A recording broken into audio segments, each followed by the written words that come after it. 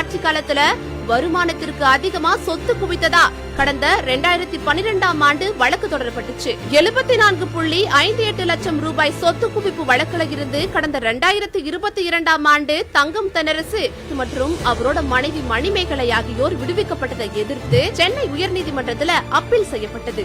இருந்தாலும் இந்த வழக்குல தங்கம் தென்னரசுக்கு சிறை தண்டனை கிடைப்பதற்கான வாய்ப்பு ரொம்ப அதிகமாவே இருக்கு.